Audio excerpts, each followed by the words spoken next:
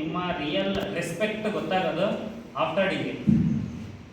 Sir ನಾನು ಓದ್ತೀನಿ master ಡಿಗ್ರಿಗೆ ಬಂದರೂ ಕೂಡ ಒಂದು ಮಾತು, ಈ ಪ್ರತಿಯೊಬ್ಬರು ಇಲ್ಲಿ ಏನೇನು ಕುತ್ಕೊಂಡಿದ್ದಾರಲ್ಲ ಎಲ್ಲರೂ ಆ ಮಾತನ್ನು ಕೇಳಿಸ್ಕೊಂಡು ಬಂದಿರೋರು. ರಿಲೇಟಿವ್ಸು, ಪಕ್ಕದ ಮನೆನೋ ಅಥವಾ ಫ್ರೆಂಡ್ಸು, ನಿಮ್ಮ ಏನೋ ಓದ್ಬೇಕು ಅನ್ಸುತ್ತೆ. ನಿಮಗೆ ಹೆಂಗೆ ಅನ್ಸುತ್ತೆ? ಅಷ್ಟೇ ಡಿಫ್ರೆನ್ಸ್. ಕೆಲ್ಸಕ್ಕೆ ಹೋಗಿದ್ದಾಗತ್ತೋ ಇನ್ನೂ ಒಂದು ವರ್ಷ ಹೋಗ್ಬೇಕು, ಇಷ್ಟೇ ಜೀವನ. ಇನ್ನೊಬ್ರು ನೋಡಿ ಜೀವನ ಮಾಡಕ್ಕೆ ಹೋಗ್ಬಾರ್ದು. ಎಜುಕೇಷನ್ನ ವರ್ಕ್ ಅದನ್ನು ಫಸ್ಟು ಡಿಸೈಡ್ ಮಾಡಿ. ಕೆಲವು ನೀವೇನು ಅವರಿಬ್ಬರು ವಿತೌಟ್ ಕೆಲಸ ಆನ್ಸರ್ ಮಾಡ್ತಾರೆ, ಬಟ್ ಆದರೂ ಯಾಕೆ ಈ ದಾರಿನೂ ಗೊತ್ತಿಲ್ಲ. ಬಟ್ ಇನ್ನೊಂದು ಸ್ವಲ್ಪ ಚೇಂಜ್ ಮಾಡಿಕೊಂಡ್ರೆ ಬೆಟರ್ ಇರುತ್ತೆ. ಸೊ ಅದೇ ರೀತಿ ಕರಿಯಪ್ಪ, ನಿನಗೆ ನನಗೆ ಜವಾಬ್ದಾರಿ ಇದ್ದಾವೆ, ಮನೆಯಲ್ಲಿ ಆ ಥರ ಇದೆ ಈ ಥರ ಇದೆ ನಾನು ಹೋಗಬೇಕು ಅಂತ ಹೇಳೋಕ್ಕಿಂತ ನೀನೇ ಜವಾಬ್ದಾರಿಯನ್ನು ತಗೊಳ್ತಾ ಇರೋದು ಜಾಸ್ತಿ. ನಾನು ಆಲ್ಮೋಸ್ಟ್ ನಿಮ್ಮ ಮನೆಯಲ್ಲೂ ವಿಚಾರಿಸಿದ್ದೀನಿ, ಇನ್ನೂ ವಿಚಾರಿಸಿದ್ದೀನಿ. ಈ 3 ವರ್ಷ ಜವಾಬ್ದಾರಿ ತಗೋಬೇಕಾದ್ರೆ ತಾನಾಗೆ ಬಂದು ಎಲ್ಲಿ ಮೇಲೆ ಕುತ್ಕೊಳ್ಳುತ್ತೆ ಜವಾಬ್ದಾರಿ. ನೀವು ಮಾಡಬೇಕಾಗಿರೋ ಕೆಲಸ ಏನಿರುತ್ತೆ ಅದನ್ನು ಫಸ್ಟ್ ಅದು ಬೇಡ, ಬರಬೇಕಾದ್ರೆ ತಾನಾಗಿನೇ ಬರುತ್ತೆ. ಜವಾಬ್ದಾರಿ ತಂದೆ ತಾಯಿ ಕಷ್ಟಪಡ್ತಿದ್ದಾರೆ, ತಂದೆ ತಾಯಿ ಕೈ ಜೋಡಿಸಿ. ಈ ಸ್ಟೇಜಲ್ಲಿ ತಂದೆ ತಾಯಿಗೆ ಕೈ ಜೋಡಿಸಿ. ನೀವೇ ತಂದೆ ತಾಯಿ ಸ್ಥಾನದಲ್ಲಿ ನಿಲ್ಲಕ್ಕೆ ಹೋಗ್ಬೇಡಿ. ನೀವೇ ತಂದೆ ತಾಯಿ 20 years. Rakshita is A very good students. But ನೋಡಿ, ಒಳ್ಳೆ ಸ್ಟೂಡೆಂಟ್ಸ್ ಅಂತ ಬಂದಾಗ ಎಲ್ಲರದು ಸೇಮ್ ಕ್ಯಾರೆಕ್ಟರ್ ಇದೆ. ಆದರೆ ನಾನು ಅವ್ರು ಏನು ಚೇಂಜ್ ಮಾಡ್ಕೋಬೇಕು ಅನ್ನೋದನ್ನು ಹೇಳ್ತಾ ಹೋಗ್ತೀನಿ. ಸೊ ಏನು ಚೇಂಜ್ ಮಾಡ್ಕೋಬೇಕು ಅಂತಂದರೆ ಬೇರೆಯವರ ಮಾತನ್ನು ಕೇಳೋ ಸ್ವಲ್ಪ ಕಡಿಮೆ ಮಾಡಿ. ಅಂದರೆ ಒಂದು 2-3 ಮಾತು ಕೇಳ್ತಾ ಇದ್ದಾರೆ ಅಂತಂದರೆ ತನಗೆ ತಾನಾಗೆ ಚೇಂಜ್ ಆಗಿಬಿಡ್ತಾರೆ. ಈಗ ಏನೋ ಒಂದು ಮಾಡಬೇಕು ಅಂತ ಅಂದ್ಕೊಂಡಿರ್ತೀಯ, ಯಾರೋ ಒಂದು 2 ಏನೋ ಹೇಳ್ತಾ ಇದ್ದಾರೆ ಅಂತಂದರೆ ಆಟೋಮೆಟಿಕಲಿ ಆ ವರ್ಕ್ನ ಸ್ಟಾಪ್ ಮಾಡ್ತೀಯ. ಸೊ ಅದು ಬಿಡು. ಸೆಲ್ಫ್ ಕಾನ್ಫಿಡೆನ್ಸ್ ಅನ್ನೋದು ಬರಲಿ. ನಾನು ಏನು ಡಿಸಿಷನ್ಸ್ ತೊಗೊಂಡಿದ್ದೀನೋ ಅದನ್ನ ಫುಲ್ಫಿಲ್ ಮಾಡೋದಕ್ಕೆ ಬರಲಿ. ನಾನೀಗ ಒಂದು ಕೆಲಸ ಮಾಡಬೇಕು ಅಂತ ಅಂದ್ಕೊಳ್ತೀನಿ, ಆ ಕೆಲಸ ಫುಲ್ಫಿಲ್ ಮಾಡೋಕ್ಕಿಂತ ಬಿಗಿನಿಂಗಲ್ಲೇ ಯಾರ ಕಡೆಯಿಂದ ನೆಗೆಟಿವ್ ಆರ್ ಪಾಸಿಟಿವ್ ಒಪಿನಿಯನ್ ಬಂತು ಅಂತಂದರೆ ಆ ಕೆಲಸ ಸ್ಟಾಪ್ ಮಾಡೋದು. ಅಂದರೆ ಒಂದು ವರ್ಕನ್ನು ಅಕ್ಯುರೇಟಾಗಿ ಫುಲ್ಫಿಲ್ ಮಾಡದೇ ಇರೋದು. ಇದು ನಿಮ್ಮಿಂದ ಆಗಲಿ, ಆದರೆ ಬೇರೆ ಒಪಿನಿಯನಿಂದ ಆಗಬಾರ್ದು. ಅದನ್ನು ಸ್ವಲ್ಪ ಚೇಂಜ್ ಮಾಡಿಕೊಡಿ. ನೆಕ್ಸ್ಟು ಅಂಕಿತಾ, ನಿಮ್ಗೆ ಏನು ಹೇಳಮ್ಮ ಅಂಕಿತಾ? ಆಲ್ರೆಡಿ ಒಬಿಡಿಯಂಟ್ ಆಗಿ ಕಾಲೇಜಲ್ಲೂ ಕೂಡ ಯಜಮಾನರ ರೀತಿಯೇ ಇದ್ದರು. ನಿಮ್ಮ ಮುಂದಿನ ಜೀವನ ಚೆನ್ನಾಗಿರಲಿ. ಎಲ್ಲರಿಗೂ ಹೊಂದಾಣಿಕೆ, ಅಂದರೆ ಕಾಲೇಜಲ್ಲಿ ಯಾವ ರೀತಿಯಾಗಿ ಹೊಂದಾಣಿಕೆಯಿಂದ ಇದ್ದರು ಎಲ್ಲರ ಹತ್ರನೂ ಅದೇ ರೀತಿ ನಿಮ್ಮ ಫ್ಯಾಮಿಲಿ ಮತ್ತು ನೀವು ಹೋಗಿರೋ ಫ್ಯಾಮಿಲಿ ಹತ್ರನೂ ಅಷ್ಟೇ ಚೆನ್ನಾಗಿ ಹೊಂದಾಣಿಕೆಯಿಂದ ಇದ್ಬಿಟ್ಟು ಜೀವನ ಮಾಡಿರಿ ಅಂತ ಹೇಳ್ತಿದ್ದೀನಿ. ನೆಕ್ಸ್ಟ್ ಕ್ಯಾರೆಕ್ಟರ್ ಬಂದಾಗ ಇವರಿಬ್ಬರ ಕ್ಯಾರೆಕ್ಟ್ರು ಸೇಮ್ ಬರುತ್ತೆ. ಮೀನಾ ಮತ್ತು ತನುಜ, ಅಂಕಿತಾ, ಹೇಮಲತಾ. ಫೇಸಲ್ಲಾಗಿ ಅಥವಾ ಕ್ಯಾರೆಕ್ಟರ್ ಅಷ್ಟೇ ಸೆಲ್ಫ್ ಮೋಟಿವೇಟ್ ಅನ್ನೋದಿಲ್ಲ. ಅಂದರೆ ನೀವು ಕೂಡ ಸೆಲ್ಫ್ ಮೋಟಿವೇಟ್ ಆಗಬೇಕು. ಅಂದರೆ ಯಾರಾದ್ರೂ ಜೊತೆಗಿರ್ಬೇಕು. ನಿಮ್ಗೆ ಏನಾದರೂ ಒಂದು ವರ್ಕ್ನ ಫುಲ್ಫಿಲ್ ಮಾಡಬೇಕು. ನಿಮಗೆ ಅಂಕಿತಾಗೆ ನೀವಿಬ್ಬರು ಇದ್ದರೆ ಮಾತ್ರ ಅವತ್ತು ಕಾಲೇಜ್, ಇಲ್ಲ ಅಂತಂದರೆ ಇಲ್ಲ, ಅದು ಬೇರೆ ಲೋಕ. ಅದು ಪಕ್ಕ ಒಬ್ರಿಗೊಬ್ರು ಇರಬೇಕು. ಒಬ್ರಿಗೊಬ್ರು ಇಲ್ಲೇ ನೀನು ಅಷ್ಟೇ ಕಣ, ನೀನು ಕರಿಯಪ್ಪ, ನೀವಿಬ್ಬರು ಚಡ್ಡಿ ದೋಸ್ತೋ ಏನು ಪ್ಯಾಂಟ್ ದೋಸ್ತೋ ಗೊತ್ತಾಗ್ತಿಲ್ಲ. ಎಲ್ಲ ಟೈಮ್ ಇರುತ್ತೆ, ಕಾಲೇಜಿಗೆ ಬರೋಕ್ಕೆ ಟೈಮ್ ಇರೋದಿಲ್ಲ. ನಿಮಗೆ ಎಲ್ಲ ಕೆಲಸ ಮಾಡ್ತಾನೆ, ಕಾಲೇಜಿಗೆ ಬರೋದಿಲ್ಲ. ಏನು ಕೆಲಸ ಮಾಡ್ತಿದ್ದೀರ ಅನ್ನೋ ಕ್ಲಾರಿಟಿ ಇರಲಿ ನಿಮಗೆ. ಮಾಡ್ತೀರಲ್ವಾ, ಅದು ನೀವು ಮಾಡ್ತಿರೋದಲ್ಲ ಈ ಏಜಲ್ಲಿ, ಬೇರೆ ಮಾಡಿಸ್ತಿರೋದು. ಅಂದರೆ ಅದರ್ ತರುಣ್ ಬಗ್ಗೆ ಹೇಳಲೇಬೇಕು. ಬಂದು 4 ಸೆಮ್ಮಲ್ಲಿ ಅವನು ಗೊಂಬೆ, ನಾವಾಗಿ ತಿವಿದು ಮಾತಾಡಿಸ್ಬೇಕು. ಏನಾದರೂ ಅವ್ನು ಕೇಳಬೇಕು ಅಂತಂದರೆ ತರುಣ್ ಸರ್, ಇವನೊಬ್ಬ ಯುವರಾಜನ ಪಕ್ಕ ಹೋಗಿ ಏನಾದರೂ ನಿಂತ್ಕೊಂಡ್ರೆ ಡೆಸ್ಕ್ ಕಡೆಗೆ ತಲೆ ಇರ್ತಾನೆ. ಅದೇನೋ ಗೊತ್ತಿಲ್ಲ, ನಾನು ಹುಡುಗಿ ಕಾಣಂಗೆ ಕಾಣಿಸ್ತೇನೆ ನನಗೆ. ಅವ್ರ ಅಣ್ಣನ ಅಷ್ಟೇ, ಅವ್ರ ಅಣ್ಣನಾದ ಸೆಕೆಂಡ್ ಇಯರಿಗೆ ಬಂದಾಗ ಓಕೆ ಪುನೀತ್, ಇವನಂತ ನಾವೆಲ್ಲ ಏನು ಹುಡುಗಿ ಕಾಣಂಗೆ ಕಾಣಿಸ್ತೀವಿ ನನಗೆ. ಈಗಲೂ ಅಷ್ಟೇ, ಏನಾದ್ರೂ ಈಗ ಬಂದರೆ ಪೂರ್ತಿ ಅದೇನೋ ತಲೆ 2 ಕಾಲು ಸಂದೇಹ ಇರುತ್ತೆ. ಇವನು 2 ವರ್ಷ ಮಾತೇ ಆಡಲಿಲ್ಲ, 3ನೇ ವರ್ಷ ಮಾತೇ ನಿಲ್ಲಿಸಲಿಲ್ಲ. ಅದೇನು ದಾಳಿಂಬೆ ಬೆಳೆದ್ನು, ಅದು ಆಳಿನ ಏನು ನೋಡಿದ್ನು, ಒಂದಿನ ತಂದ್ಕೊಟ್ಟಿಲ್ಲ. ತರುಣ್ ತಗೊಂಡಿದ್ದಾನೆ. ಇದೇ ಕಾನ್ಫಿಡೆನ್ಸು ಲೈಫ್ ಲಾಂಗ್ ಬರಲಿ. ನೀವು ಏನು ನಿಮ್ಮ ತಂದೆ ಡಿಫಿಕಲ್ಟ್ ಆಯಿತು, ಆದರೂ ಪ್ರತಿಯೊಬ್ಬ ಮನುಷ್ಯನೊಂದು ಮಿಸ್ಟೇಕ್ ಅಂತ ಇದ್ದೇ ಇರುತ್ತೆ. ಈ ಮಿಸ್ಟೇಕನ್ನು ಸರಿ ಮಾಡ್ಕೊಳ್ಳಿ. ಅದರಲ್ಲೂ ಎಸ್ಪೆಷಲಿ ಗರ್ಲ್ಸ್ ಈ ಮುಂದಿನ ಸ್ಟೇಜ್ಗೆ ಅಲ್ವಾ, ನಿಮಗೆ ಅಷ್ಟೊಂದು ಸುಲಭ ಇರೋದಿಲ್ಲ. ಏನೇ ಆಗಲಿ ನಿಮ್ಮ ಜೀವನದಲ್ಲಿ ಒಂದು ರೀತಿ ನಾನು ಮಾಡ್ತೀನಿ ಅನ್ನೋ ಕಾನ್ಫಿಡೆನ್ಸ್ ನಿಮ್ಮಲ್ಲಿ ಬರುತ್ತೆ. ಅದು ಮುಂದೆ ಜೀವನ ಅನ್ನೋದು ಯಾವ ರೀತಿಯಾಗಿರುತ್ತೋ ಗೊತ್ತಿಲ್ಲ, ಯಾವ ರೀತಿ ಅಕ್ಸೆಪ್ಟ್ ಮಾಡ್ಕೋಬೇಕು ಅನ್ನೋದು ಗೊತ್ತಿಲ್ಲ. ಎಸ್ಪೆಷಲಿ ನೀ ಆನೆ ಆಗ್ತಿ, ಇಂದು ಒಂಟಿ ಆದರೆ ಮುಂದೊಂದು ದಿನ ನೀನು ಆನೆ ಆಗ್ತಿ ಅಂದರೆ ಏನು ಹೇಳಿ, ಒಂಟೆ ಅಂದರೆ ಅದು ಬೇರೆ ಥರ ಹೇಳ್ತಾರೆ. ನಾವು ಒಂಟೆ ಅಂತ ಯಾಕೆ ಹೇಳ್ತಿ, ಇಂದು ಒಂಟೆ ಆದರೆ ನಾಳೆ ಮುಂದೆ ಒಂದು ದಿನ ಆನೆ ಆಗ್ತೀಯ ಅಂತ. ಅಂದರೆ ಯಾವಾಗ ಒಬ್ಬ ಮನುಷ್ಯ ಒಂಟಿಯಾಗಿರ್ತಾನೋ ಅವನು ಮುಂದೆ ಒಂದು ದಿನ ಅಷ್ಟು ಸ್ಟ್ರಾಂಗ್ ಆಗಿರ್ತಾನೆ ಅಂತ ಅರ್ಥ ಕೊಡುತ್ತೆ. ಹಾಗಾಗಿ ಮದುವೆ ಆಗ್ತೀರಿ ನೀವು, ಮುಂದೆ ನಿಮ್ಮದೇ ಆದ ಒಂದು ಸಂಸಾರ ಇರುತ್ತೆ. ಮುಂದಿನ ಜೀವನ ಎಸ್ಪೆಷಲಿ ಗರ್ಲ್ಸ್ಗೆ ಯಾವ ರೀತಿ ಬರುತ್ತೋ ಇಲ್ವೋ ಅನ್ನೋದು ಗೊತ್ತಿಲ್ಲ. ಹಾಗಾಗಿ ನಿಮ್ಮ ಜೀವನ ಒಂಟಿಯಾಗಿದ್ರೂ ನಾನು ಸಾಧನೆ ಮಾಡೋದಲ್ಲದೆ, ನಾನು ಒಂಟಿಯಾಗಿದ್ರೂ ನನ್ನ ಜೀವನವನ್ನು ನಾನು ನೋಡ್ಕೊಳ್ಳೋದಲ್ಲದೆ, ಯಾರ ಮೇಲೆ ಡಿಪೆಂಡ್ ಆಗೋದಿಲ್ಲ ಅಂತ ಇವತ್ತೇ ಶಪಥ ಮಾಡ್ಕೊಳ್ರಿ. ಮತ್ತು ಚಂದನ ಬಟ್ ಏನಾಗುತ್ತೆ ಅಂತಂದರೆ ನಿಮಗೆ ಸ್ವಲ್ಪ ಸೆಲ್ಫ್ ಮೋಟಿವೇಟ್ ಅನ್ನೋದು ಬೇಕು. ಯಾಕೆ ಸೆಲ್ಫ್ ಮೋಟಿವೇಟ್ ಅನ್ನೋದು ಬೇಕು ಅಂತಂದರೆ, ಪ್ರತಿಯೊಂದು ವಿಷಯದಲ್ಲೂ ವರ್ಕ್ನ ಮಾಡ್ತಾರೆ, ಪ್ರತಿಯೊಂದು ವಿಷಯದಲ್ಲೂ ಅವರ ಏನು ನಾಲೆಡ್ಜ್ ಇರುತ್ತೋ ಅದನ್ನ ಫ್ಲಡ್ಜ್ ಮಾಡ್ತಾ ಹೋಗ್ತಾರೆ. ಆದರೆ ಯಾರಾದರೂ ಅದನ್ನ ಹೇಳ್ಬೇಕು, ಇಲ್ಲ ನೀನು ಮಾಡ್ತೀಯ ಮಾಡು, ಇಲ್ಲ ನಿನ್ನ ಕೈಯಿಂದ ಆಗುತ್ತೆ ಮಾಡು ಅಂತ ಹೇಳ್ಬೇಕು. ಆವಾಗ ಮಾತ್ರ ಅದು ಮುಂದೆ ಬರೋದು. ಕ್ಲಾಸ್ ಕೇಳ್ತಾ ಚಂದನ ಹೇಳಮ್ಮ ಸರ್, ಇಲ್ಲ ನೀನು ಇದನ್ನ ಹೇಳ್ತಿ ಹೇಳು, ಅದನ್ನ ಏನು ಮಾಡಬೇಕು ನೆಕ್ಸ್ಟ್ ಸ್ಟೆಪ್ ಏನು ಬರುತ್ತೆ ಅನ್ನೋದು ಗೊತ್ತಿರೋದಿಲ್ಲ. ಸೊ ಇದನ್ನೇ ನಾವು ಸೆಲ್ಫ್ ಮೋಟಿವೇಟ್ ಅಂತಂದು ಹೇಳ್ತೀವಿ. ಇದು ತನಗೆ ತಾನೇ ಧೈರ್ಯ ಕಲ್ತ್ಕೊಳ್ಳೋದಿದೆಯಲ್ವಾ, ಅದು ಬೇರೆ ಮಾತು. ಅದಕ್ಕೆ ನಿಮಗೆ ಸೆಲ್ಫ್ ಇಂಪಾರ್ಟೆಂಟ್. ಹಾಗಾಗಿ ನೀವೇ ಬಿಂದು ಇದರ ಟ್ರೈನಿಂಗ್ ಎಲ್ಲ ಸ್ಟೂಡೆಂಟ್ಸ್ ಹೇಳ್ದಂಗೆ ವೆರಿ ಗುಡ್ ಸ್ಟೂಡೆಂಟ್ಸ್. ಸೊ ಅದು ಬಿಟ್ಟರೆ ನೀವು ಚೇಂಜ್ ಮಾಡ್ಕೋಬೇಕಾಗಿರೋದು ಇಷ್ಟೇ. ಇನ್ನು ನೀವು ಹೈಸ್ಕೂಲಲ್ಲಿದ್ದೀರಿ, ಹೈಸ್ಕೂಲಲ್ಲಿದ್ದೀರಿ, ಕಾಲೇಜಿಗೆ ಬನ್ನಿ. ಏಕೆಂತಂದರೆ ಡಿಗ್ರಿ ಮುಗಿದ್ಮೇಲೆ ನಿಮ್ಮದೇ ಆದ ಓನ್ ಲೈಫು ಸ್ಟಾರ್ಟ್ ಆಗುತ್ತೆ. ಇನ್ನೇನೇ ಇತ್ತು ಅಂದ್ರೆ ಚೈಲ್ಡ್ನೆಸ್ ಆಗಿರಲಿ ಅವೆಲ್ಲವೂ ಯಾವಾಗ ಮತ್ತೆ ಸ್ಟಾರ್ಟ್ ಆಗುತ್ತೆ ಅಂತಂದರೆ ನಿಮಗೆ ಒಂದು ಮಗು ಆದಾಗ ಅಲ್ಲಿ ಸ್ಟಾರ್ಟ್ ಮಾಡ್ಕೊಳ್ರಂತೆ. ಈಗ ನಿಮ್ಮದೇ ಆದ ಓನ್ ಲೈಫ್ಗೆ ಬಂದಿರ್ತೀರಿ. ಈ ಚೈಲ್ಡ್ನೆಸ್ಸನ್ನು ಸ್ವಲ್ಪ ಬದಿಗಿಟ್ಟು ನೆಕ್ಸ್ಟ್ ಏನು ಮಾಡಬೇಕು, ನಾವು ನೆಕ್ಸ್ಟ್ ಜೀವನದಲ್ಲಿ ಏನು ಬೇಕು ಅದ್ರ ಕಡೆ ಗಮನ ಕೊಡಿ. ಎಲ್ಲ ಕಡೆನೂ ಕಾಮಿಡಿನೇ ಕೆಲಸಕ್ಕೆ ಬರೋದಿಲ್ಲ, ಎಲ್ಲ ಕಡೆನೂ ದುಃಖನೇ ಕೆಲಸಕ್ಕೆ ಬರೋದಿಲ್ಲ. ಯಾಕೆ ಅಂತಂದರೆ ಒಂದು ದೇಶದ ಉನ್ನತ ಪ್ರಜೆಯನ್ನು ಆರಿಸೋ ಅಧಿಕಾರ ಕೊಟ್ಟಿದ್ದಾರೆ. 18 ವರ್ಷ ಆಗ್ತಿದ್ದಾಗೇನೆ ಓನ್ ಡಿಸಿಷನ್ ಯಾವ ರೀತಿ ತಗೋಬೇಕು, ಯಾವ ಪ್ಲೇಸಲ್ಲಿ ಯಾವ ರೀತಿ ಇರಬೇಕು ಅನ್ನೋದು ತುಂಬ ಇಂಪಾರ್ಟೆಂಟ್ ಆಗುತ್ತೆ. ಹಾಗಾಗಿ ನೀವು ಹೈಸ್ಕೂಲನ್ನು ದಾಟಿ ಕಾಲೇಜಿಗೆ ಬರೋದು ಉತ್ತಮ ಅನಿಸುತ್ತೆ. Pavan depend upon other. So physically fit ಇದ್ದಾನೆ, ಮೆಂಟಲಿ ಫಿಟ್ ಇದ್ದಾನೆ. ಸೊ ಥಿಂಕಿಂಗ್ ಕೆಪಾಸಿಟಿ ಸ್ವಲ್ಪ ಕಡಿಮೆ, ಥಿಂಕ್ ಮಾಡ್ತಾನೆ, ಬಟ್ ಅದು ಸರಿನೋ ತಪ್ಪೋ ಅನ್ನೋ ಡಿಸಿಷನನ್ನು ತಗೊಳ್ಳೋದು ಸ್ವಲ್ಪ ರೇರ್.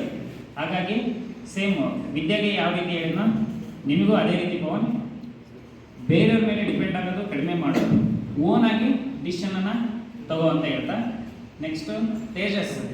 ಈ ತೇಜಸ್ಸು ಮತ್ತು ವಿಜಯ್ ನೀವಿಬ್ಬರು ನನ್ನ ಅಚ್ಚುಮೆಚ್ಚಿನ ವಿದ್ಯಾರ್ಥಿಗಳು ಇದ್ದಾರೆ. ಅವರಿಬ್ಬರು ನನ್ನ ತುಂಬ ಅಚ್ಚುಮೆಚ್ಚಿನ ವಿದ್ಯಾರ್ಥಿಗಳಂದ್ರೆ ತಪ್ಪಾಗಲಾರದು. ಯಾಕಂತಂದರೆ ಈ ಮನೆಯಲ್ಲಿ ಸಾಕಿರೋ ಹಸು ಕೂಡ ಅಷ್ಟೊಂದು ನಾನು ಹೇಳಿದಷ್ಟು ಹೇಳಿದ್ರೆ ಸರಿಯಾಗಿ ಕೊಡ್ತಿದ್ರೆ ನಿಮ್ಮಲ್ಲಿ ಯಾವುದೇ ಬದಲಾವಣೆ ಕಾಣಲಿಲ್ಲ, ಬೇಜಾರಾದರೂ ಚಿಂತೆ ಇಲ್ಲ. ಸೊ ಇದೇ ಮುಂದೆ ಬರೆದ್ರೆ ಲೈಫಲ್ಲಿ ತಂದೆ ತಾಯಿ ಏನೋ ಒಂದು ಕನಸು ಕಟ್ಕೊಂಡಿರ್ತಾರೆ, ಆ ಕನಸನ್ನು ನನಸು ಮಾಡಿ ಇನ್ಮೇಲಾಗಲಿ ನಿಮ್ಮ ದಾರಿನ ಬದಲಾಯಿಸ್ಕೊಡ್ರಿ. ಅಲ್ಲ ನಿಮಗೆ ನೀವು ಹೋಗೋ ದಾರಿ ಸರಿ ಅನಿಸಿರ್ಬೋದು, ಆದರೆ ನನಗೆ ಯಾಕೋ ಸರಿ ಅನ್ನಿಸ್ತಾ ಇಲ್ಲ. ಮತ್ತು ಅದು ಬೇರೆ ಬೇರೆದಾಗ ನಾವು ಜೀವನ ಮಾಡಲ್ಲ ನೋಡಿ. ಮತ್ತು ಇನ್ನೊಂದು ನಾವು ಯಾವ ಸ್ಟೇಜಲ್ಲಿ ಇದ್ದೀವಿ, ನಮ್ಮ ಮನೆ ಪೊಸಿಷನ್ ಯಾವ ರೀತಿ ಇದೆ, ನಮ್ಮ ಫಿನಾನ್ಷಿಯಲ್ ಪೊಸಿಷನ್ ಯಾವ ರೀತಿ ಇದೆ, ಅವ್ರು ಏನಾದ್ರು ಬಯಸ್ಕೊಂತಾರೆ, ಅದೆಲ್ಲ ಸಿಗಲಿ ಅಂತ ಆಯ್ಸಲ್ಲ. ಆದರೆ ಅವ್ರ ಲೈಫಲ್ಲಿ ಅವ್ರು ಬಯಸಿದ್ದು ಅವರಿಗೆ ಒಳ್ಳೆಯದಾದ ರೀತಿ ಇದ್ದರೆ ಮಾತ್ರ ಅದು ಸಿಗಲಿ ಅಂತ ಕೇಳ್ಕೊಳ್ತೀನಿ.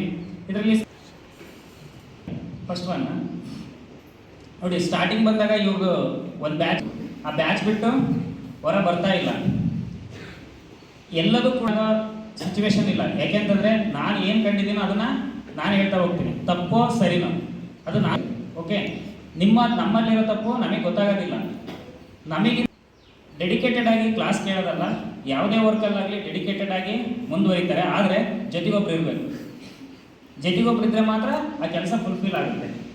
ನೀವು ಓನಾಗಿ ಯಾವುದಾದ್ರೂ ಒಂದು ವರ್ಕನ್ನು ನಾನು ಫುಲ್ಫಿಲ್ ಮಾಡ್ತೀನಿ ಅನ್ನೋ ಎಬಿಲಿಟಿ ತಗೊಳ್ಳಿ. ಎಲ್ಲ ವರ್ಕನ್ನು ಜೊತೆಗೆ ಒಬ್ಬರು ಫ್ರೆಂಡ್ ಬೇಕು. ಸೆಲ್ಫ್ ಕಾನ್ಫಿಡೆನ್ಸ್ ಇರಬೇಕಲ್ಲ, ಸೆಲ್ಫ್ ಕಾನ್ಫಿಡೆನ್ಸ್ ಸ್ವಲ್ಪ ಕಡಿಮೆ, ಕಾನ್ಫಿಡೆನ್ಸ್ ಬರಲಿ ನಿಮಗೆ. ಸೊ ಅದೇ ರೀತಿ ಯುವರಾಜ್ ಬಗ್ಗೆ ಮಾತಾಡೋಂಗಿಲ್ಲ. ಸೊ ಅವನ್ನ ಲಕ್ ಅಂತಲೇ ಹೇಳ್ಬೇಕು, ಪರಿಶ್ರಮ ಅಂತ ಹೇಳ್ಬೇಕು, ಅವ್ರ ತಂದೆ ತಾಯಿಯ ಆಶೀರ್ವಾದ, ಅವ್ರ ತಂದೆ ತಾಯಿಯ ಪ್ರಾರ್ಥನೆ ಅಂತ ಹೇಳ್ಬೇಕು, ಗೊತ್ತಿಲ್ಲ. ಸೊ ಗೌರ್ಮೆಂಟ್ ಜಾಬ್ಗೆ ಹೋಗಿದ್ದಾರೆ. ಸೊ ಲಾಸ್ಟ್ ವರ್ಷ ಅವ್ರನ್ನ ಮಿಸ್ ಮಾಡ್ಕೊಳ್ತಾ ಇದ್ದೀವಿ. ನಿಮಗೂ ಕೂಡ ನಿಮ್ಮ ಪ್ಲಸ್ ಪಾಯಿಂಟು ಸೈಲೆಂಟ್ ಆಗಿದ್ದೆ ಎಲ್ಲ ಕೆಲಸನ ಮುಗಿಸ್ತೀಯ.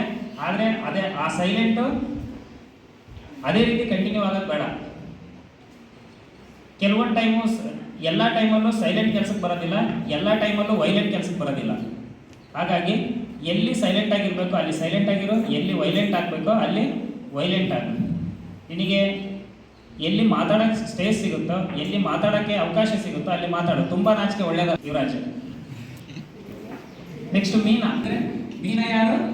ತನುಜ ಯಾರು? ಇನ್ನು ಲಾಸ್ಟ್ 3 ಕ್ಲಾಸಲ್ಲಿ, ಅಂದರೆ ಬಿಫೋರ್ 3 ಕ್ಲಾಸಲ್ಲಿ ಮೀನಾ ಅಂತ ಹೇಳ್ತಿದ್ವಿ ಸರ್. ಮೀನಾ ಅಲ್ಲ, ತನುಜ ಅಂತ ಹೇಳ್ತೀನಿ. ಅವ್ರು ತನುಜ ಅಲ್ಲ, ಮೀನಾ. ಇವರಿಬ್ಬರು ಮತ್ತೆ ಅಂಕಿತ ಮತ್ತೆ ಹೇಮಲತ, ಇವರಿಬ್ಬರು ನನಗೆ ಅಂತೇಳಿ ಇಲ್ಲಿವರೆಗೂ, ಅಂದರೆ ಅಂಕಿತಗೆ ಮದುವೆ ಹೋಗೋವರೆಗೂ, ಮೊನ್ನೆ ಮೀನಾ ಮತ್ತೆ ತನುಜಗೆ ಕ್ಲಾರಿಟಿ ಕೊಡೋವರೆಗೂ ನನಗೆ ಗೊತ್ತಿದ್ದಿಲ್ಲ. ಸ್ವಲ್ಪ ಹೈಟ್ ಇರೋರು ಮೀನಾ, ಶಾರ್ಟ್ ಇರೋರು ತನುಜ, ಈ ಥರ ಕ್ಲಾರಿಟಿ ತಗೊಂಡ್ಬಿಟ್ಟಿದ್ದೀನಿ. ಅಂದರೆ ಇಲ್ಲಿ ಬಂದಾಗಲಿ ಕರೆಕ್ಟಾಗಿ ಹೆಸರು ಹೇಳಿ ಅದಕ್ಕೆ. ಸೊ ಇವ್ರು ಮೆಂಟಲಿ ಸ್ಟ್ರಾಂಗ್ ಇದ್ದೀರಿ, ಫಿಸಿಕಲಿ ಸ್ಟ್ರಾಂಗ್ ಆಗಬೇಕು. ಯಾಕೆ ಅಂತಂದರೆ ಎಷ್ಟೇ ಮೆಂಟಲಿ ಸ್ಟ್ರಾಂಗ್ ಇದ್ರು ನಾವು ಮೆಂಟಲಿ ಪ್ರಿಪೇರ್ ಆಗಬೇಕು ಅಂತಂದರೆ ಸ್ವಲ್ಪ ಆಗಲಿ ಫಿಸಿಕಲಿ ಸ್ಟ್ರಾಂಗ್ ಆಗಿರ್ಬೇಕಲ್ವಾ? ಸೊ ಅದಕ್ಕೆ ಓಕೆನಾ. ನೆಕ್ಸ್ಟು ದರ್ಶನ್. ಪಾಸಿಟಿವ್ ಮತ್ತು ನೆಗೆಟಿವ್ ಅಂತ ಬಂತಂದರೆ, ಪಾಸಿಟಿವ್ ಎಲ್ಲ ಸ್ಟೂಡೆಂಟ್ಸ್ಗೂ, ಎಲ್ಲ ಲೆಕ್ಚರ್ಸ್ಗೂ ಒಬ್ಬ ಒಬಿಡಿಯನ್ಸ್ ಸ್ಟೂಡೆಂಟ್ಸೇ.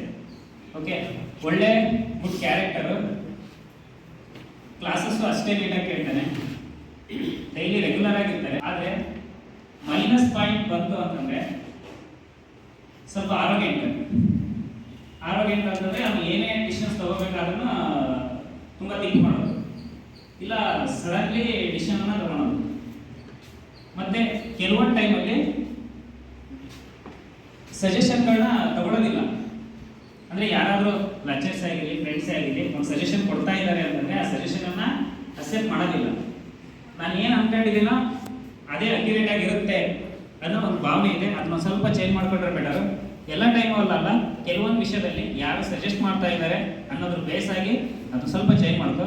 ಅದು ಬಿಟ್ಟು ವೆರಿ ಗುಡ್ ಸ್ಟೂಡೆಂಟ್ಸ್. ಸೊ ಅದೇ ರೀತಿಯಾಗಿ ಮಾನಸ ಈಗ ತಾನೇ ಹೇಳಿದ್ರು ಸರ್, ನಾನು ಯಾವಾಗಲೂ ಡೌಟ್ ಕೇಳ್ತಾ ಇರ್ತೀನಿ ಅಂತ. ಅಂದರೆ ಅವ್ರದ್ದು ಏನು ಅಂತಂದರೆ ಯಾವುದನ್ನು ಈಸಿಯಾಗಿ plus point is A regular student. So obedience students ಪ್ರತಿಯೊಂದನ್ನು ಆಗಲಿ ಕ್ಲಿಯರ್ ಕಟ್ಟಾಗಿ ಅಕ್ಸೆಪ್ಟ್ ಮಾಡ್ಕೊಳ್ತಾರೆ. ಅದು ಬಿಟ್ಟರೆ ಸೊ ಮೈನಸ್ ಪಾಯಿಂಟ್ ಅನ್ನೋದಕ್ಕಿಂತ ನೆಗೆಟಿವ್ ಅಲ್ಲ, ಪಾಸಿಟಿವ್ ಅಲ್ಲ.